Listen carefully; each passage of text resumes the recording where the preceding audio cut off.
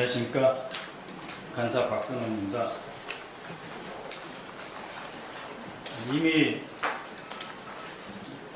알려졌다시피 지난 3월부터 시작된 내란 음모가 서서히 드러나고 있습니다. 그 실체는 국회 국방위원회, 본회의 현안 질의 및 언론 취재와 수사당국의 수사를 통해서 부분적으로 드러나고 있습니다. 이런 가운데 어제 중요한 제보가 접수되었습니다. 이미 아시다시피 국회 국방위원회 현안 질의 과정에서 정보사령부 소속 정보요원들이 내란에 가담하기 위해 혹은 가담시키기 위해 판교에 위치한 정보부대가 대기 중이었다는 것은 밝혀진 바 있습니다. 정보사 요원들은 침투 작전과 관련된 기타 요인 암살 등의 임무를 수행하기 위한 고도로 훈련받은 인원들이 포함되었다 하는 것도 문상호 사령관이 인정한 바 있습니다. 이와 관련돼서 추가 사항 다시 한번 확인해 드리겠습니다. 김영현 전 국방장관 육사 38기와 친분이 있는 노상원 전 정보사령관 육사 41기가 이번 12.3 내란 사건에서 정보사령부 병력 동원에 중요한 임무와 작전을 서로 수립 실행하고자 했다 하는 점입니다. 과거 정보사령관이었던 노상원 씨는 문상호 정보사령관을 김영현 장관에게 소개하는 등 전역 이후에도 정보사령부 주변에서 활동했던 유력한 인물입니다.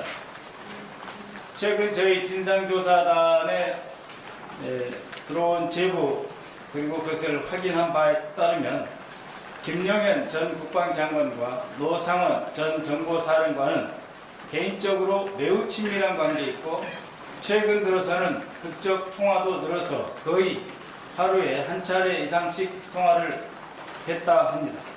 또 12월 3일 내란 사태가 일어난 바로 그날 새벽에 김영현 전 장관을 만나고 돌아갔다고 하는 추정이 있습니다. 이는 확실한 증언이라고 저는 보고 있습니다.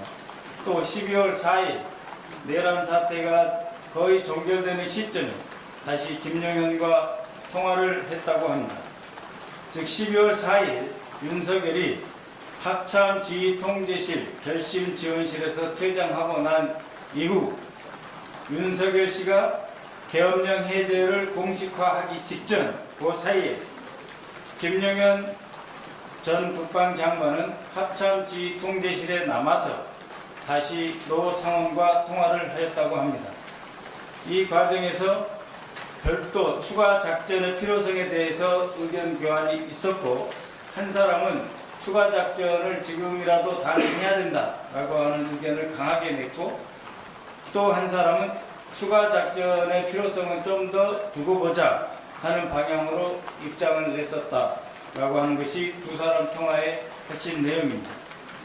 그리고 결론적으로 국방장관은 일단은 추가 작전을 보류하는 쪽으로 입장을 정리했다고 되어 있습니다. 노상원은 계엄령 포고문을 초안을 작성한 사람으로 추정됩니다.